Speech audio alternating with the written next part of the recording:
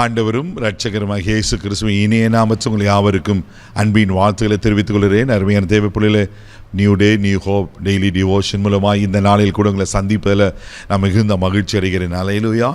இன்றைக்கு கூட கர்த்தர் நமக்கு கொடுக்கிற வார்த்தை என்ன? சங்கீதத்தின் புஸ்தகம் 91 சங்கீதம் 1வது வசனம் கூட வாசிக்க கேட்போம்.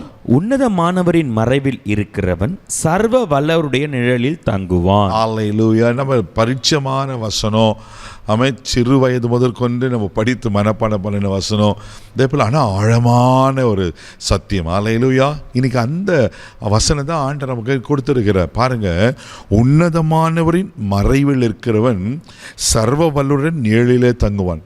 அப்போ நம்ம ஆண்டவர் யார்? உன்னதமானவர். அல்லேலூயா. The most high God. ஆங்கில வேதாகமத்தில் அழகாக சொல்லப்பட்டிருக்கோம், அந்த மோஸ்ட் ஹை காட், உன்னதமானவர். அப்படின்னா அவருக்கு நிகர் அவர் தான். அதுக்கப்புறம் ஆல்டர்னேட்டிவ் வேறு யாரும் கிடையாது. இதுக்கு அடுத்தோ அவருக்கு ஈக்குவலாவோ நிகர் யாருமே கிடையாது. அவருக்கு நிகர் அவர் ஒரு தான். அல்லேலூயா. நீங்களை நான் ஆராதிக்கிறான் அவ்வளோ பெரிய சர்வ வல்லமை உள்ளவர், உன்னதமான கர்த்தர். அது மாத்திரம் இல்லாமல் சர்வ வல்லவர். ஆமென். வல்லமைன்னு ஒன்று இருக்கும் உலகத்தில், ஆனால் சர்வ வல்லமைன்னு ஒன்று இருக்குது. அதுதான் ஆண்டவருடைய வல்லமை. சர்வ வல்லவர். அவர் சாதாரணமானவர் அல்ல தேவப்படையில், அவர் சர்வ வல்லமை. அப்படின்னா மிகுந்த வல்லமை உள்ளவர். அந்த வல்லமைக்கு எக்ஸ்ட்ரீம் என்ன இருக்குமோ அதுதான் அவர். ஆமென். எவ்வளோ நல்ல ஆண்டவர் பாருங்க. அப்படிப்பட்ட ஆண்டவருடைய நமக்கு நிழலாக இருக்கிறார். வெயில் காலத்தில் நம்ம போயிட்டு ஏன்னா ஒரு நிழல் கூட இருக்கும்போது அதில் போயிட்டு மறையில் நிற்கும்போது எவ்வளோ பெரிய சந்தோஷம்.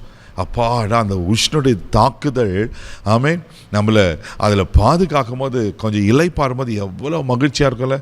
நம்ம ப்ராக்டிக்கலாக எல்லோரும் நம்ம அனுபவிச்சிருக்கிறோம். இதே போல் தான் சத்துருவும் உங்களுக்கு விரோதமாக நிறைய காரியங்களை போராடி கொண்டிருக்கிறான். உங்களுக்கு விரோதமாக நிறைய தீங்குகளுக்கு செய்ய பார்த்து கொண்டிருக்கிறான். உங்களுக்கு விரோதமாக அநேக நஷ்டம் வருகிற காரியங்களை செய்து கொண்டிருக்கிறான். ஆனால் நீங்கள் நானும் என்ன தெரியுமா சொல்லணும்? உன்னதமானுடைய நிழலுக்கு நாம் போயிடணும். ஹல்லேலூயா. உன்னதமானுடைய மறைவுக்கும் சர்வ வல்லோட நிழலில் போயிட்டு நம்ம தங்கிட்டோன்னு வச்சுங்களேன், நம்ம பாதுகாப்பாக இருப்போம். பாதுகாப்பை மாத்திரமேல தேவப்பிள்ளையில ஆசீர்வாதமாக இருக்கும். அல்லேலூயா. அதுதான் உண்மையில். நம்ம வேதத்தில் வாசிக்கிற சங்கீதம் புஸ்தகம் 36 சங்கீதம் 7வது வசனம் கூட வாசிக்கும் போது இப்படியா சொல்லப்பட்டிருக்கு.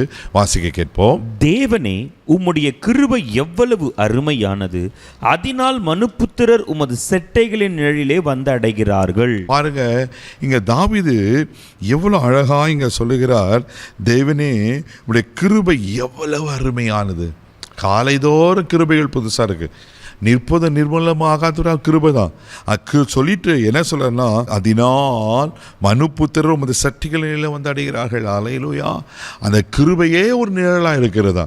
எப்படி இல்லை? எவ்வளோ நல்ல ஆண்டவர் பாருங்க. அவர் கிருபையின் நிழலானமோடு இருக்கிறார். பயப்படாதீங்க.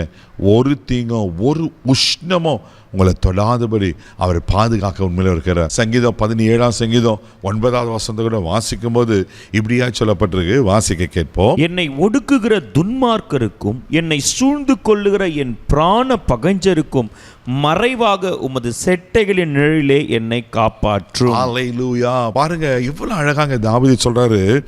என்னை ஒடுக்குகிற துன்மார்க்கருக்கும் என்னை சூழ்ந்து கொள்கிற என் பிராண பகைஞருக்கும் மறைவாக உடைய செட்டைகளின் நிழலிலே என்னை பாதுகாத்துக்கொள்ளும். தேவப்பிள்ளையில உங்களை யார் ஒடுக்கி கொண்டிருக்காங்க? மனுஷர்கள் ஒடுக்கி கொண்டிருக்காங்களா? உங்கள் அதிகாரிகள் ஒடுக்கி கொண்டிருக்காங்க? சூழ்நிலைகள் ஒடுக்கி கொண்டிருக்கா? பயப்படாதீங்க. ஆண்டவர் சொல்றாரு, உமது செட்டைகள் நிழலிலே என்னை காப்பாற்றும். ஹல்லேலூயா. ஆண்டவர் சொல்லுங்க, ஆண்டவரே நீங்கள் தான்ப்பா அவங்க நிழலை என்னை பாதுகாக்கணும். என்னை ஒடுக்குறவங்க சுற்றில இருக்காங்க, ஆனால் நான் உங்கள் நிழலில் இருக்கிறேன், நான் பாதுகாப்பாக இருக்கேன். ஒன்று சொல்கிறேன் தேவப்பிள்ளையில, நீங்கள் ஆண்டவர் செட்டை நிழலில் இருந்து பாருங்கள், நிச்சயமாக அவர்களை பாதுகாக்க உண்மையிலவராக இருக்கிறார். ஆமென். கண்களை படி நாம் ஜெபிக்கலாம். அன்பு தகப்பனே, உமக்கு நன்றி சொல்ல துதிக்கிறோம். உமக்கு ஸ்தோத்திரம் அப்பா. ஆண்டவரே உமக்கு நன்றி அப்பா. உமக்கு ஸ்தோத்திரம். பரிசுத்த ஆவியானவரே, உன்னதமானவரின் மறைவில் இருக்கிறவர் சர்வ வல்லவருடைய நிழலிலே தங்குவான்னு சொன்ன போல நீர் எங்களுக்கு நிழலாக இருக்கிறீர். காய் ஸ்தோத்திரம்ப்பா. அன்பின் கரத்தில் ஒப்பு கொடுக்கிறோம். அன்றே யாரெல்லாம் எங்களை ஒடுக்கி கொண்டிருக்காங்களோ இன்னைக்கு ஒரு விடுதலை தருவீராக. ஆசீர்வதின் கிருபைக்கு ஒப்பு கொடுக்கிறோம். இயேசுவின் மூலம் ஜெபக்கெல்லாம் போய் ஆவே. ஆமென். ஆமென். அவர் உங்களுக்கு நிழலாக இருக்கிற தைரியமாக போங்க. God bless you.